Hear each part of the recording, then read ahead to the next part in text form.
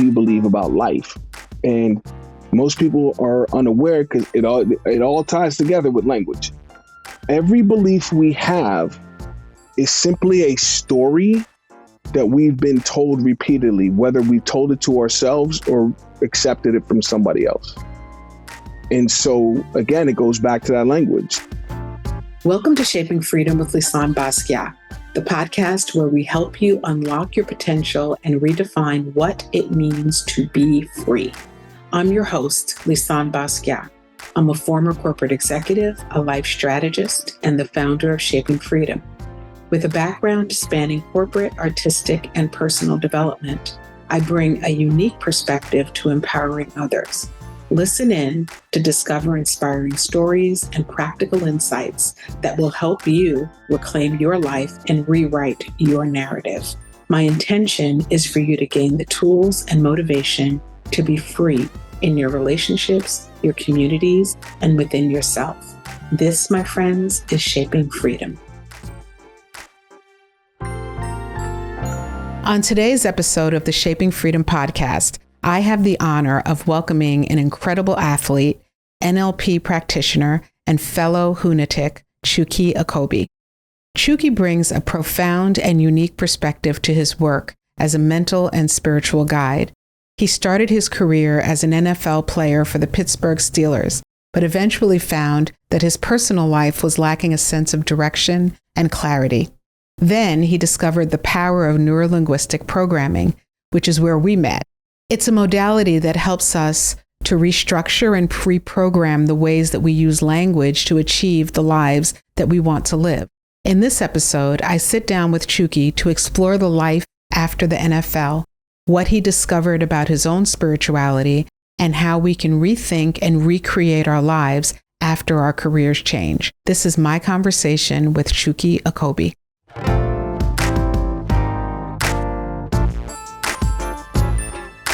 Yeah, I'm super excited also. I've been looking forward to this conversation for a couple of months. We talked about this last September in Hawaii, and I had been thinking about inviting you on for quite some time, even before that. So the fact that we're here and we're in a new year, and it is February of 2024, and we're having the chance to have this conversation it feels really, really good. I'm very excited. So the reasons why I wanted to talk, there are a couple of reasons, quite a few, actually. One is because I think it's really important that people have an understanding of the how in their lives. There's a lot of talk about what is going on, and having the opportunity to talk about how to get through and to the other side of some of these things that we encounter in the world, I think is very important. And I think you're a person who can absolutely share some of that. And I think that you also personally have this incredible story of having started off as an athlete and having gotten to the point where you are today, helping to change people's lives in the way that you do is quite profound. And so I want to talk about some of that as well. So what I'd love to start with is, why don't we start with how we know each other? Let's talk about that. Let's start there, and then we'll kind of see where we wind up. Yeah, for sure. Obviously, you and I have been connected for some time through a good friend of ours and mentor, Dr. Matt James, and the good folks at the Empowerment Partnership, learning about NLP, neuro-linguistics, as well as, some higher consciousness learnings from, ancient Hawaiian lineage, and really learning that ancient wisdom and helping people to apply that ancient wisdom in these modern times when, just looking around, we need that wisdom more than ever. And so, that's where you and I, connected. And, there's all of that, Dr. Matt James, the James family, and NLP, Hawaiian shamanism and whatnot, all of those things are going to come into play is in our discussion today, because they are, all connected to what I do now, and also, my resume as an athlete. All of these things connect. It's all connected. So, So I'd love to share more about you. Let's start with kind of, I don't know where the beginning would be for you, like where the beginning of your story would be. So I don't want to speak for where I think that may be. Maybe if you can share how you got to a place of where you wanted to embark on the path of personal growth and on the path of, some things outside of what was happening in your day-to-day life. Like, tell us a bit about who you are, Chukky. It's funny because, if people look up Chukky Okobi on Google, obviously they're going to see a lot of things about, my time in the NFL, playing college football at Purdue University, and also playing for my hometown Pittsburgh Steelers. And so it can be a little, it can spark curiosity. People wonder how you go from, playing football to personal development, higher consciousness and whatnot. One of the things one question I get a lot since I stopped playing football, people say, you ever think about coaching, coaching kids on what you were passionate about, what you were good at as a kid? And, with what I do now, using NLP and some higher level consciousness learnings, believe it or not, I am teaching the same thing that I did as an athlete.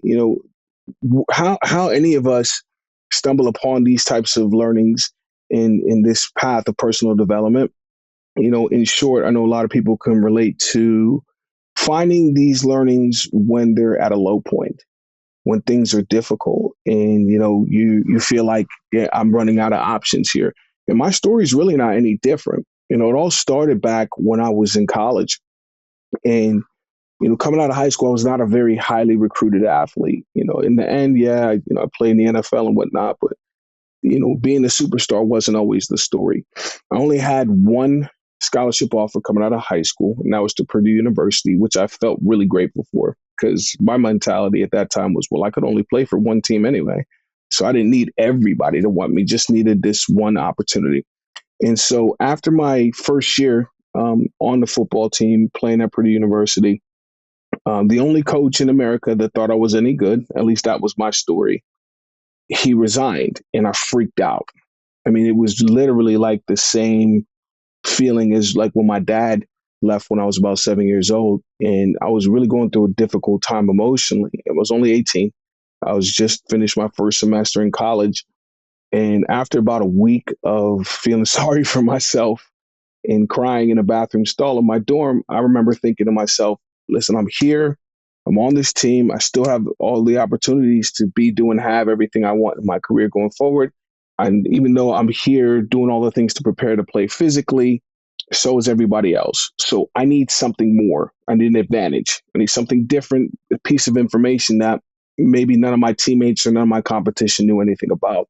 So my thinking at that time was, I'm going to go to this used bookstore, because I figured this is a bunch of information that people threw away. And so nobody I know is going to know anything about it. And as soon as I walked into that store, it was almost like the book jumped off the shelf for me. You're going to think I'm making this up.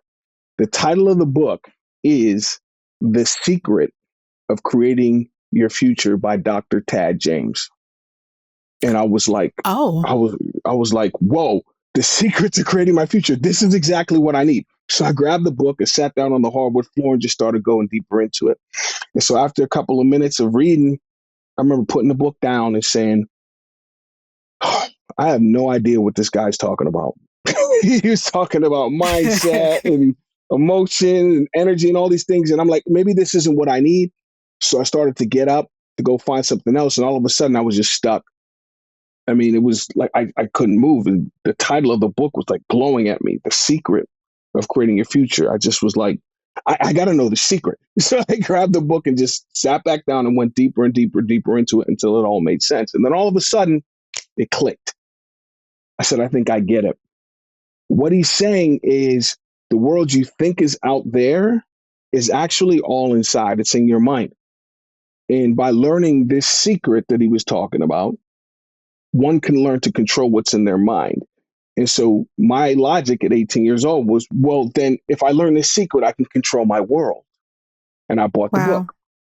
And so that was my secret. The reason I'm pressing you on this is because, or not pressing you, but I want to know more about this because a lot of people talk about what's happening for them in their own world or in the greater world. And one of the things that I think is missing in the conversation is the how, right? So you take the book, you read the book, you feel completely, pulled by that book and by those concepts. And then how do you take those concepts and translate them into or use them for the benefit, what it was that you were looking to achieve? My practice, my coaching and speaking practice today is called Basic Instructions, Mind Mastery. And the entire thought process behind the idea of basic instructions is taking a lot of these esoteric learnings and putting into what I call NFL, or normal functioning language. Because, when we start talking about frequency, vibration, manifestation, people's eyes gloss over and you lose them quick. So I always do my best to put it into language that you cannot possibly misunderstand. Because when I was 18 years old, this is what I had to do to make sense of it. He was speaking language I didn't really understand. So when you think about some of the concepts that I got from, Tad James, which, later on I learned came from the ancient Hawaiians. The biggest concept when you're talking about the how is understanding a concept that, if you're anyone who's familiar with neuro-linguistic programming, NLP, or anyone who's been exposed to Hawaiian huna is the term we use nowadays. It was a concept back then that we know as perception is interpretation. And that was, when I remember reading that in the book and was like, I don't know what this guy's talking about. The funny thing is, the deeper I went into it, the simpler it got. And so a lot of times when we think about the term perception is interpretation, the easiest way to make sense of it is just look up the dictionary definition of those two words, perception and interpretation. Perception is the state of being or process of becoming aware of something through the five senses. I smelled something. I heard something. I saw, felt, or tasted something. That's all the word perception means. And most people are not aware that the only way for us human beings to make sense of the world outside of our physical bodies or outside of our minds is through those five senses. That's how we connect with our world. So to put this into basic instructions lingo, or normal functioning language, NFL, perception is interpretation means my life is whatever story I'm telling. That's right. And so when you talk about how do we integrate these things, it starts with understanding that by recognizing that life is simply a matter of what is the narrative in my mind. The first thing you got to do is take control of that narrative. That's the first thing. And so I always look at it like, all these stories about things we've been through, just like I was feeling back then in college. You think about when we were kids, little kids, right? Always playing make-believe. And when we played make-believe, we would make up stories about ourselves. And those stories were always empowering. Always. I'm a princess. That's right. I'm Michael Jordan. I'm the president. Could you imagine your kids when they were real little playing make-believe and saying, oh my God, I love this game. I get to be anyone I want. I could do anything. Who am I going to be? I got it. I'm going to be the victim. Kids wouldn't do that. Doesn't happen. Didn't happen. Yeah. So, but we were all that kid. So where did that start? Because a lot of times that story, that narrative that's going on in your mind, it's what I like to call limiting beliefs, greatest hits, because everybody knows the words. And so when you get that limiting beliefs, greatest hits spin around in your mind like a vinyl record, it sounds, if you know the words, sing along, because everybody knows the words. It sounds something like, I can't, I'm not. They did me wrong. Yeah. It's all, any story. You think about that little kid playing make-believe.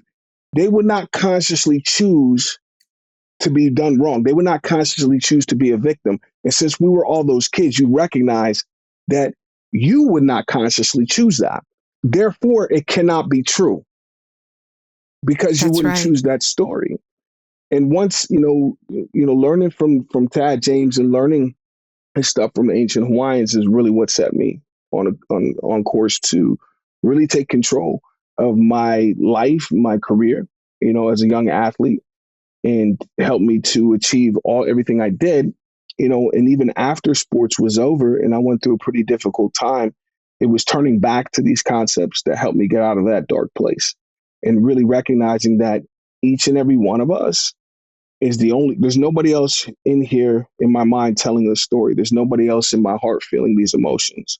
So whatever story, however I interpret the emotions that I'm feeling, feelings, five senses, however, whatever story I tell about those emotions becomes my life.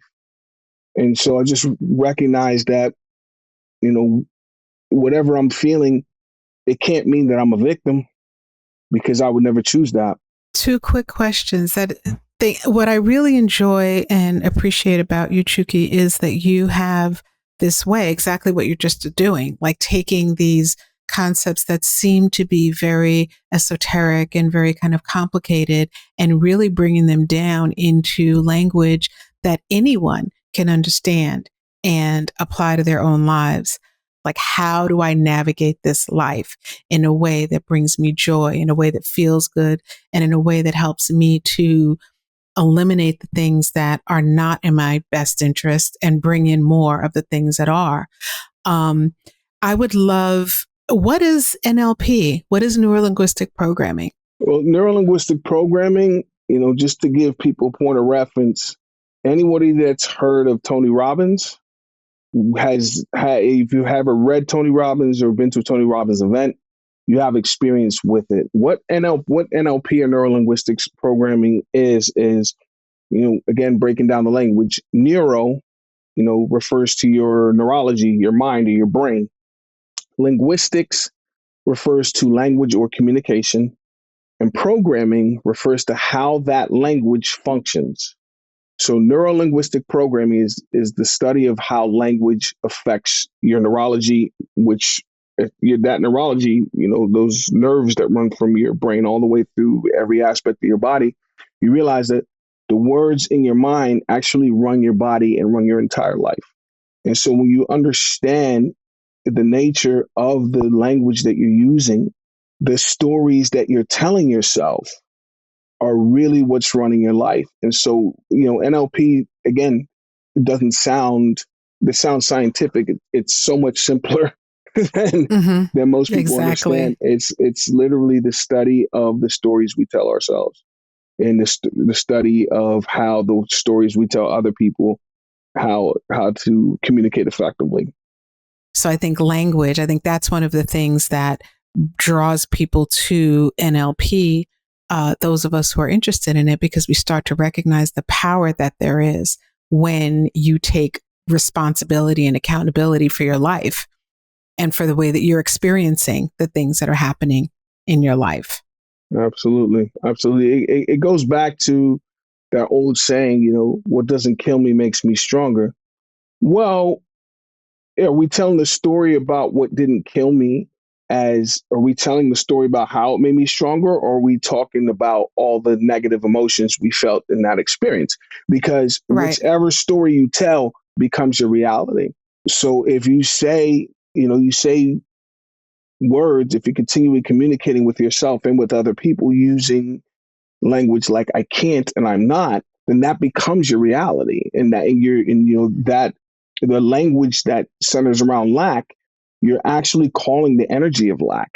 And you're going to end up experiencing that in what you see, what you hear, what you feel, and start to believe that whatever that limiting story that you've been telling yourself or that you've been accepting from the outside world, you start to believe that's true. And that actually, leads to the idea of beliefs. And most people never actually sit there and, examine their beliefs.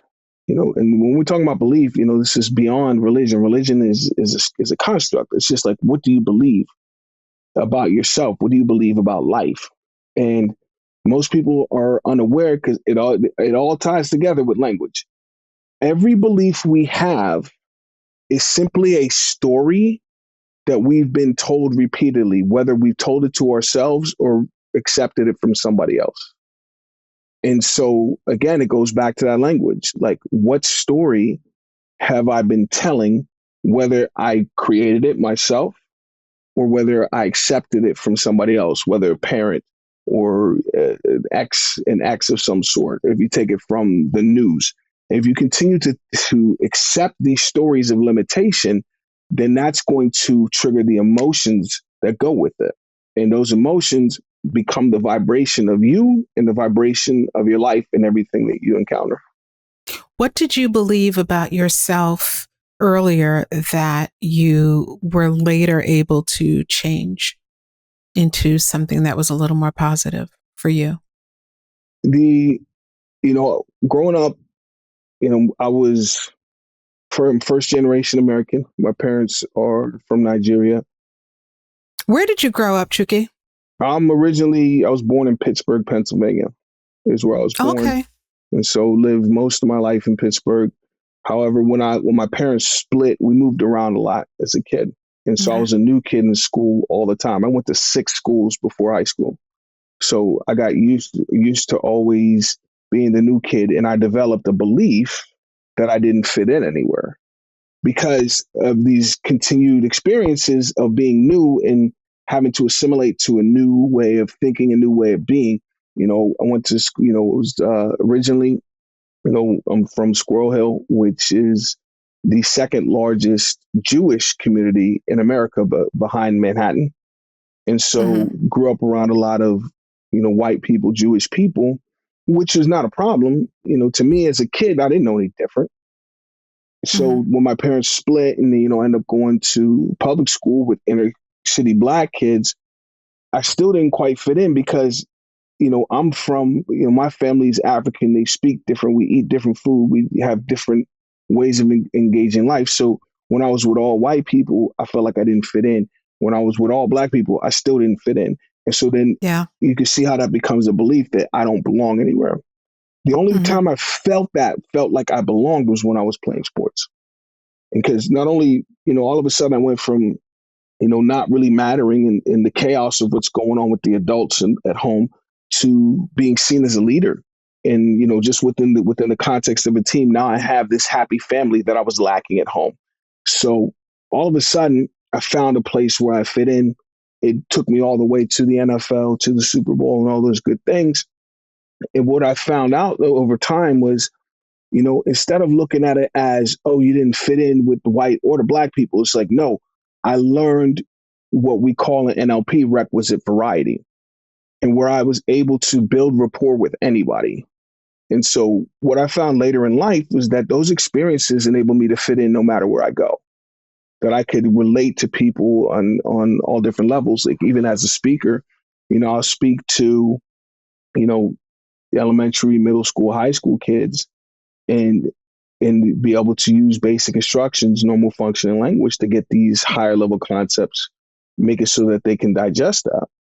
I can go into a boardroom of, venture capitalists in lower Manhattan and give the exact same speech and it'll land exactly the same. And if it weren't for my experiences as a kid, having to adjust myself, reassimilate myself, fit into different places, I wouldn't have that ability now as an adult. And so to me, again, the story is not that, oh, I was a new kid all the time, I didn't fit in anywhere. That's how I felt. However, maybe I was misinterpreting, what I was perceiving in those emotions. And, now that I have realized that I get to control the narrative, I get to control the story, I've been able to use those experiences to my advantage in the present.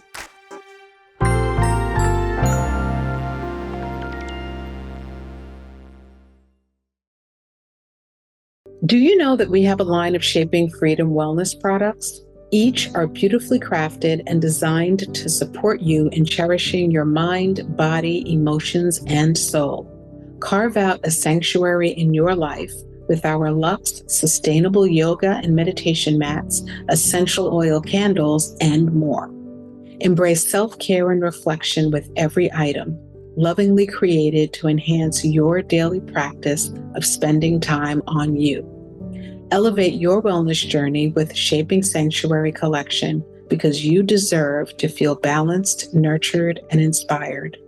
Visit shapingsanctuary.com for more information.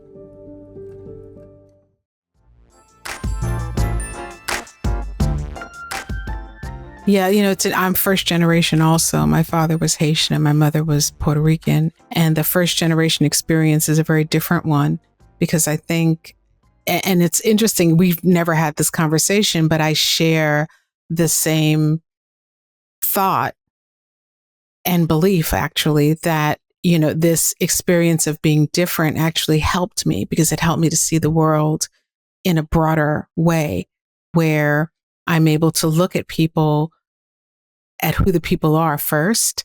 And I'm also able to see and feel the energy of different places because I was put into so many situations that felt so unfamiliar and where I've had some sense of uncertainty. So I think sometimes we look for, the most comfortable of situations when in fact there is so much to learn when we're put into spaces that maybe aren't exactly the way we would imagine them to be. Exactly. And having been forced as when we were younger into these uncomfortable situations.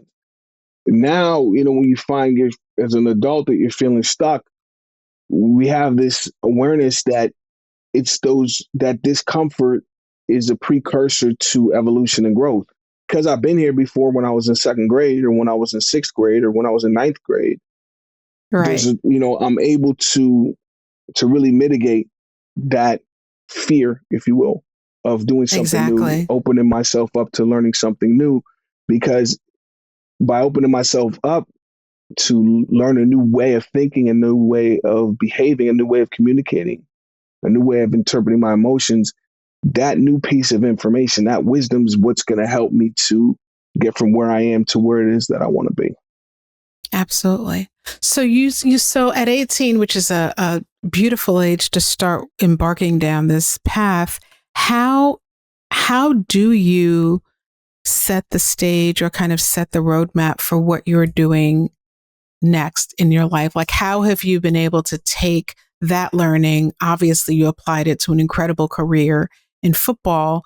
And then you mentioned briefly having experienced kind of a darker time and then, move from there. How do you get from one marker to the next?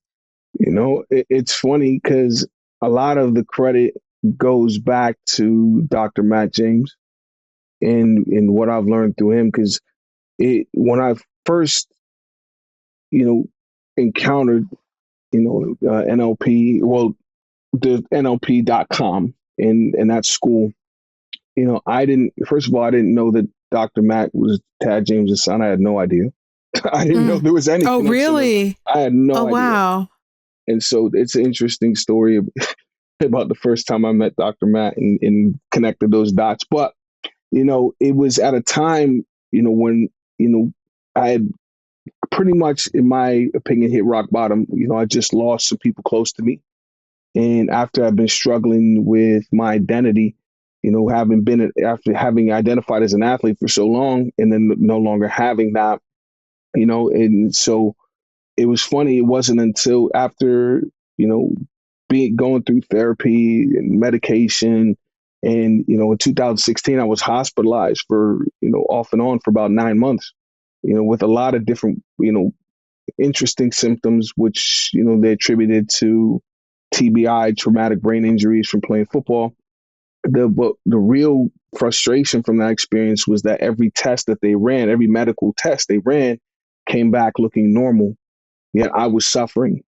And so I couldn't connect the dots. So after being in the hospital, I remember just thanking the doctors, for all of their efforts to help me. But I was at a point where I realized that this maybe isn't the help that I need. So can I just go home? And so, yeah, they're not going to hold me hostage. So I went home, and I remember I was living in this mansion I bought in Pittsburgh. But at that point, I was in such a dark place. I was living in the basement, and I was laying in the bed, just staring at the ceiling. And I remember thinking, just praying to myself, like, God, if this is it, if this is it for me, if I'm dying, then okay. Like I was just kind of like, whatever. And then that thought, me up and said, wait a second, that doesn't sound like me. I've never been okay with just giving up. And so started kind of going back and forth in my mind. And then that book popped back to mind. And I remembered what I got from Tad J. I said, wait a second, if I can create a reality that, enable me to get drafted by my hometown team and win a Super Bowl and do all these things that, my entire life people told me were impossible. It's like I can get over whatever's going on right now in my life. I can fix this. And so that's how I ended up going down the rabbit hole and ended up on NLP.com and going to practitioner training, was that almost 8 years ago now. So it's funny because it's coaching after all of the medicine and therapy and none of that worked. It was coaching, because my coach, he's from Hawaii. I love this guy. Now my coach, he's always talking about his mentor or his uncle and what he used to say in the native Hawaiian language. Aohe pauko ike ko halau, which translates to realize not all learning comes from your school. Comes from your school. There's learnings all around us if you quiet down and open up your mind, because when you change the way you look at things, the things you look at start to change. So, when I met Dr. Matt and just finally after being in the trainings for a little while and sharing how I ended up in this training, he said, how many years did you play in the NFL? I said 8. He said 8? I said 8. He said, I see. You realize playing in the NFL is a very unique experience. It's a human experience, but a very unique experience with a lot of unique learnings and wisdom. And whether you realize it or not, everything you need to overcome whatever challenges you're dealing with in life right now, you actually learn playing football, which just blew my mind. I'm sitting here like, what are you talking about? He's like, listen, everything you learn in playing football, because the way the ancient Hawaiians thought, everything's a metaphor, and football is just a metaphor. So when you're down there on the field playing, it's chaotic. There's people all over the place, and you can really only see what's going on in front of you. There's only one place in the whole stadium you can see the bigger picture of what's actually going on, and that's in the press box. That's why there's a coach up there. So if you ever watch football, you see somebody on the telephone on the sideline, they're calling up to get perspective as to what's actually going on. So what most people don't realize is we're all down on the field of our life. And there's a lot of things happening around you that you're not aware of that are playing directly into your success or lack thereof. And so, when you get somebody in the press box of your life or your career or your relationships or your physical health or your spirituality, it's like we could all use somebody in the press box to give us a broader perspective. The more perspective you have, the more choices of action you have. The more I know about what's actually happening, more so than just what I believe is happening, but what is actually happening. Now that's going to open me up to options of thinking, of behavior, which then lead to different emotions. And, it was connecting those dots from all of the learnings I got along the way as an athlete that helped me to reverse everything I was going through. I mean, I was in a hospital for off and on for 9 months since, learning, the ancient Hawaiian wisdom, through Huna and, NLP. Since 2019, I haven't had a symptom.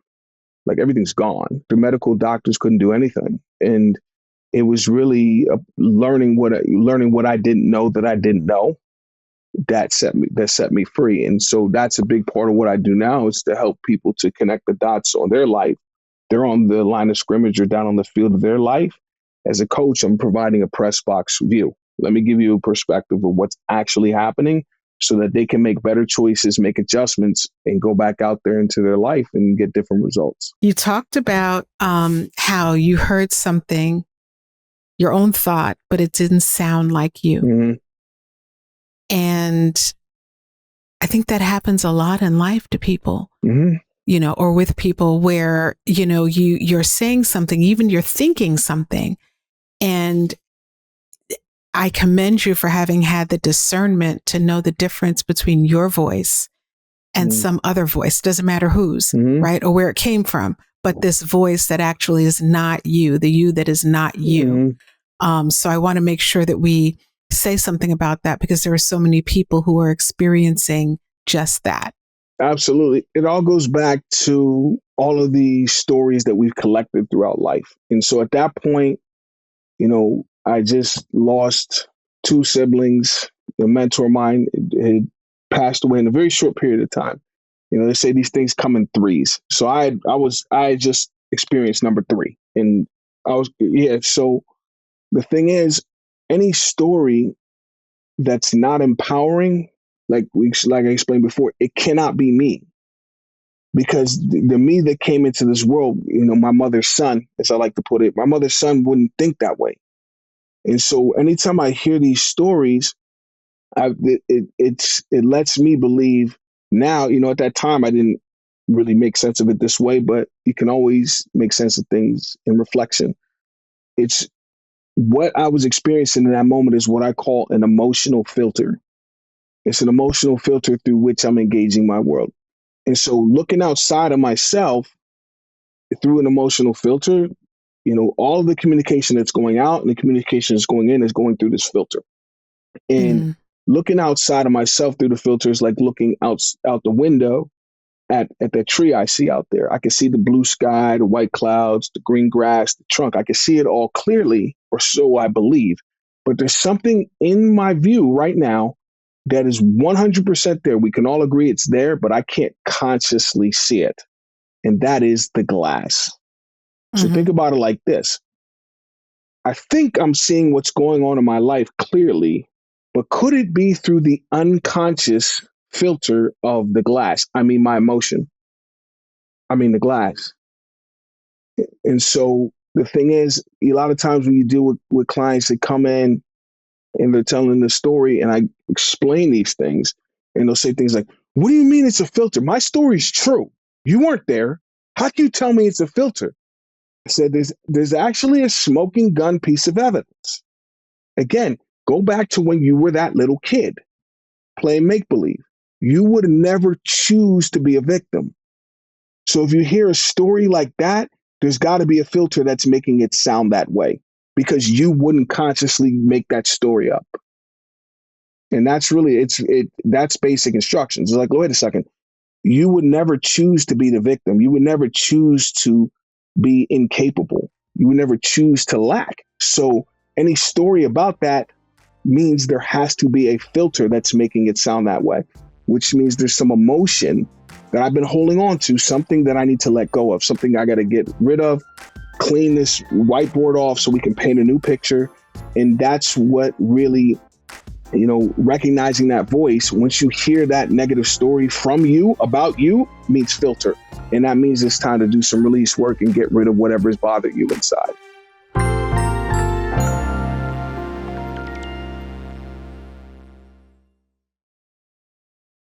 Do you know that we have a line of Shaping Freedom wellness products? Each are beautifully crafted and designed to support you in cherishing your mind, body, emotions, and soul. Carve out a sanctuary in your life with our luxe, sustainable yoga and meditation mats, essential oil candles, and more. Embrace self-care and reflection with every item, lovingly created to enhance your daily practice of spending time on you. Elevate your wellness journey with Shaping Sanctuary Collection, because you deserve to feel balanced, nurtured, and inspired. Visit shapingsanctuary.com for more information.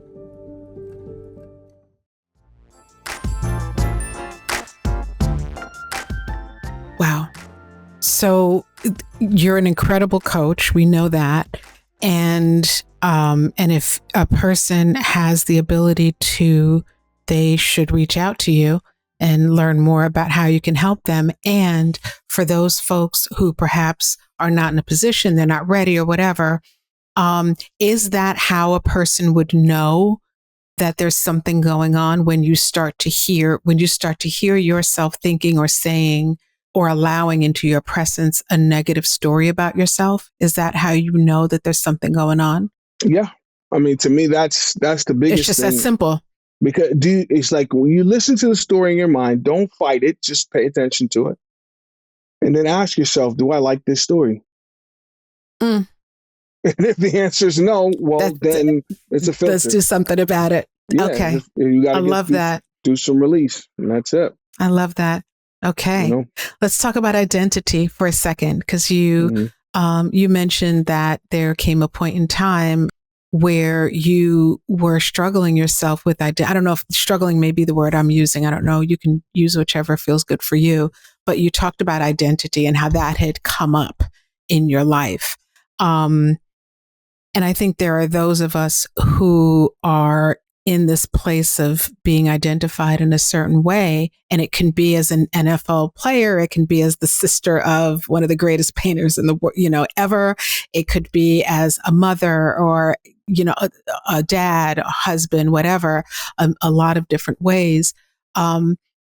Let's talk a little bit about identity and how you can leverage identity to either move forward, or what are some of the things that keep a person tied and kind of, imprisoned by identity? I love this conversation because it all connects, and it goes back to the stories that we either accept or create ourselves, and those stories about who we believe we are.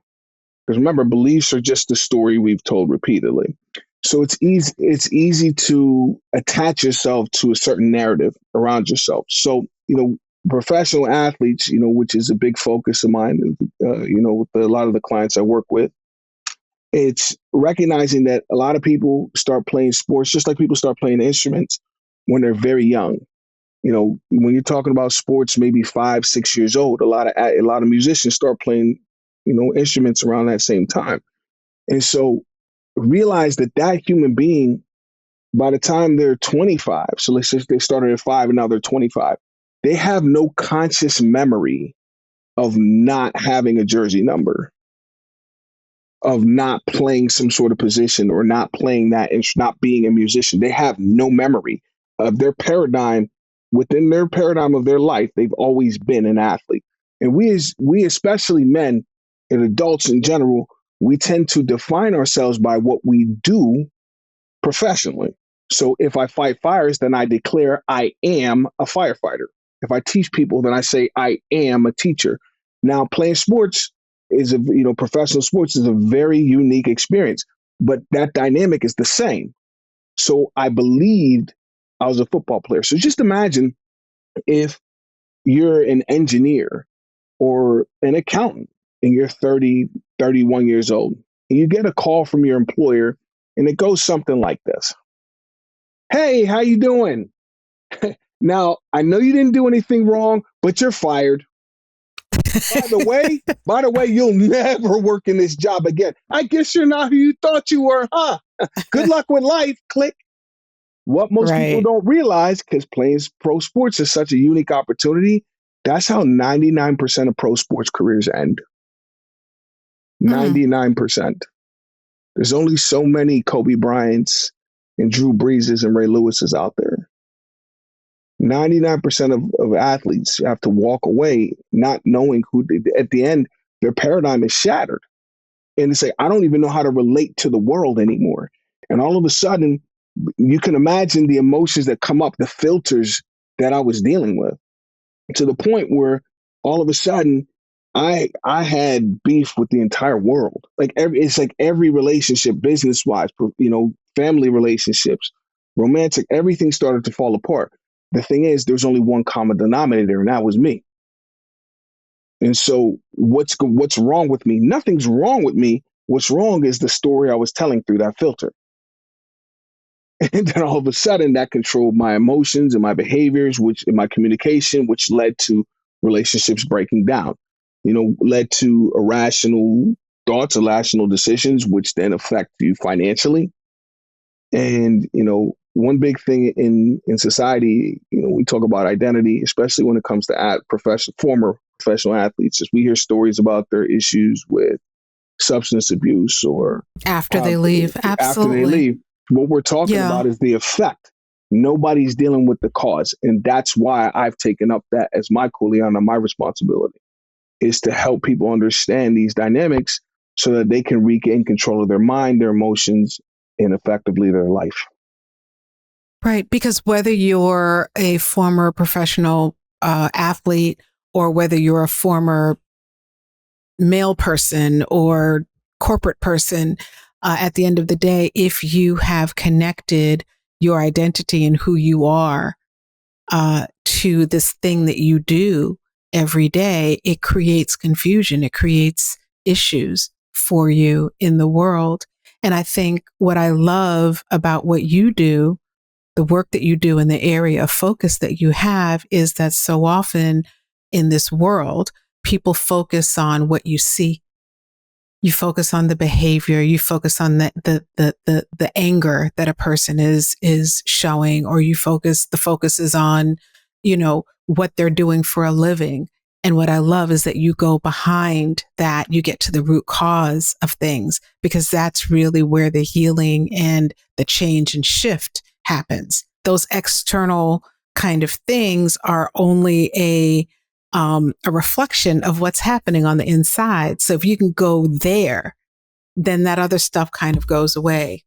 Right. Yeah. It's over time we collect stories about ourselves. And so like this dynamic that I talk about with athletes, I've helped people with dealing with that same dynamic in a lot of different backgrounds. Staying at home mom that's dealing with empty nest. The same thing. It's applicable everywhere. Yeah, it really is. And so these different, once you're transitioning, I've worked with first responders, law enforcement, military who are going through transition. Same thing. Same thing. I've worked with cancer patients who are questioning a lot of different things. There's a lot of similar dynamics there. And at the end of the day, just recognize that each chapter of your life is going to require a different version of you. And so, this belief that I'm a football player, it's not really useful anymore when I'm not.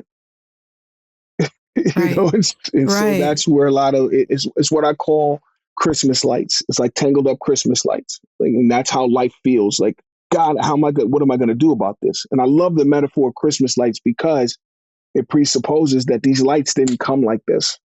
It also presupposes that there is a solution. And so at the end of the day, no matter how difficult it might look, just like pulling out those Christmas lights, even though your life may feel that way, just know that you didn't come into this world that way.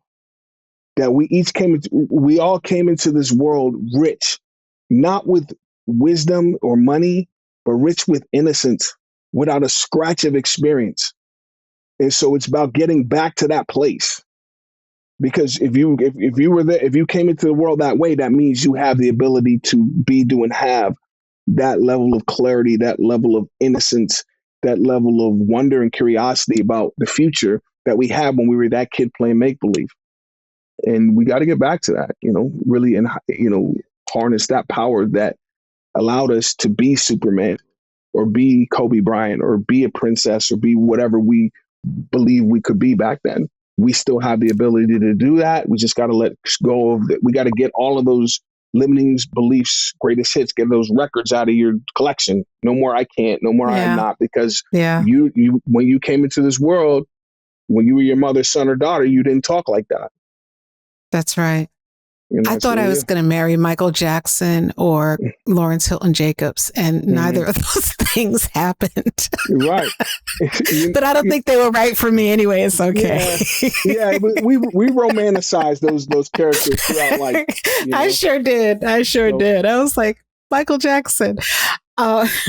You talked about getting someone in the press box of your life. And I know, again, that as a brilliant coach, that is part of the role that you play and support your clients with, and the people that are in the audiences where you speak.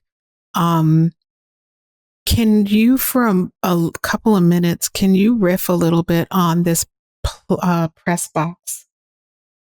What is it? A press box? Yeah, press box. Can you riff on that a little bit? Because I think that when you have an incredible coach or mentor in that press box, life is amazing. Oh, absolutely. Absolutely. But I think the press box choice, who's in your press box, is such an important piece of a person's story. Do you agree? Yeah, absolutely. 100%. Luckily, through sports, I had a lot of coaches that were surrogate father figures, whether they knew it or not. And, I kind of gained perspective from, some of those coaches were literally in a press box. But, a client of mine, the way she put it is, instead of using the metaphor press box, because not everybody comes from a background of sports, it's in life, we tend to be really focused in whatever's in front of whatever we're dealing with, whatever situation, whatever people, whatever emotions. And when you talk about the press box coach, think about another way to look at it is sometimes you need to zoom out so you can see the broader perspective. Now, it's difficult for me to be in the situation and zoomed out at the same time. So that's why you have a coach, somebody whose responsibility is to stay zoomed out on the bigger picture of where you're coming from, where you are, and more importantly, the best way to get from where you are to where you want to be. So the way I always explain it to clients is, when we start to work together, this is a do with process. I can't fix you. If we saw the Wizard of Oz, there's no wizard. I can't fix you. If I had a magic wand that could fix you, I will probably do something else with it. So here's the thing. This is going to be a do with process. And the thing is, you got the easy job. I got the tougher job. What I am is a mental and emotional GPS system. All I need from you is 3 things. And this is going to be easy because I got to keep the map straight, find out the fastest route, all those different things. All I need from you in this collaboration is 3 things. Number 1, where do you want to go? Because if I pull up the GPS on my phone and I don't put in a destination, it really can't help you other than to tell you where you are, which I'm pretty sure you know. So I can't be of much value to you. So first, where do we want to go? Second, follow the basic instructions I give you. Because just like the GPS, if the GPS says go that way, and I decide to go that way, it's going to take me a lot longer to get to where I want to go, or we may never get there. Now, I'm the GPS, so I'll reroute you and get you back as quickly as possible. But from the beginning, the easiest way to get exactly what I want to get to where I want to be is to follow the basic instructions I give you. So that's the second thing. The third thing is because this is your life or this is your family or relationship or your health, you're going to have to take the necessary actions to get us there. I'm just a GPS. You got to drive. If you do those 3 things, tell me where you want to go, follow the basic instructions and drive, success is simple. As I always put it, success is simple if you know the basic instructions. Just like Dorothy. Remember, Dorothy in the Wizard of Oz thought she wasn't smart enough or tough enough or brave enough. But you realize in the end, all she was missing was the basic instructions of the power she already had. Right. So that's essentially what I do. Teach people to click 3 times, access their own resources, and go back to Kansas, metaphorically. It's interesting. When you were talking about the book written by Tad James, I was going to share with you that The Wizard of Oz is actually my compass. Like I always go back to The Wizard of Oz. I find it to be the most fascinating, the most profound and powerful story that I've ever heard. And whether it be, Judy Garland or Stephanie Mills on Broadway or Diana Ross later on, or, however, all the different renditions, I always go back to that story. And it's that story that I have called upon many times in my life where I was like, I don't know what I'm doing or I don't know where I'm going. I always go back to that. So it's interesting. And I didn't say it. So it's interesting that you brought it up for me. Yeah, it's funny. I was told that story by a football coach a long time ago. And, the way he put it, it really... It's like the greatest story. Yeah. Yeah. It's like whenever you feel like you can't or you're not and those limiting beliefs are playing, you're just feeling like Dorothy felt. That's how Dorothy That's felt. right. And That's right. And That's in the right. end, you realize that she had the power the whole time, and so do you. Mm-hmm. It's really that simple. I think the decision about who's in your press box is one of the most important decisions that a person can make. And I think it's really important, and believe that it's very important, to be selective and the most generous with yourself in deciding who's going to be in your press box. And sometimes it's more than one person, and sometimes it's a coach that you hire, and sometimes it's just people who wind up in there. And I think it's very important to make sure that if there is someone in there, you don't always have to, sometimes you just don't have a person in there, but if you do have someone in there, make sure it's the person that you want to be helping you to see what's going on. And if you do have the ability and the resources and the inclination to hire someone who is clear and who can really serve as a GPS to get you to where you are. And so that's, one of the reasons why I wanted to chat with you specifically about this, Chukky, because I know that you have a heart for it. And I know you've lived through some things and you've applied these teachings to your own life to get to where you are today. And I would just love more and more people to know about that. Is there any other piece of advice or practical learning that you'd like, or basic instructions that you'd like to share before we close? Yeah, I'll give you this as quickly as I can, because this is something that, our coach told us the year we won the Super Bowl, actually, at a time when we were starting to doubt ourselves.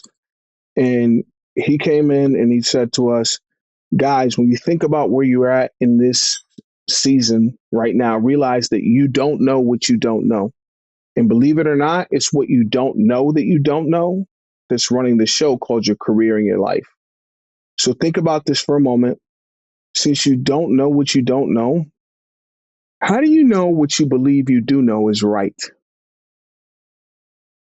Whoa. Don't answer me now. Just consider what I'm saying. You don't know what you don't know. And think about this. If you did know what right now you don't know, how would what you think is wrong in your life look different? Just always question what you believe you know and be open to being wrong.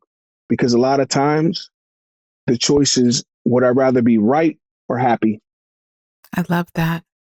Basic instructions. Thank you. Yep, Thank you. Well, I appreciate you having me here.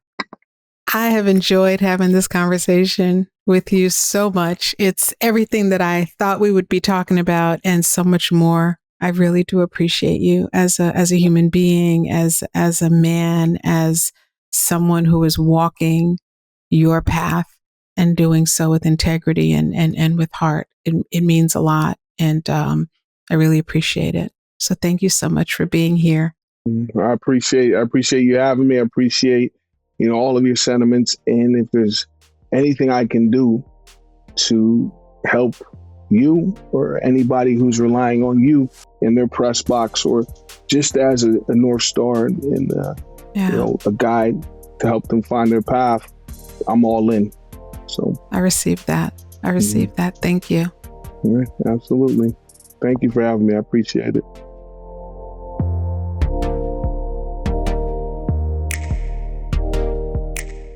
I want to thank Chukky Okobi for taking the time to sit down with me, for pouring his heart and soul into his practice, and for allowing us an inside look into his personal struggles. This conversation with Chukky is a true testament to the power we all have to create a life that we love living. Thank you so much again for tuning in to this week's episode of the Shaping Freedom podcast with Lisan Basquiat. Join me next time. And in the meantime, please like, share, and comment on this episode. I love hearing from you, and I appreciate you listening.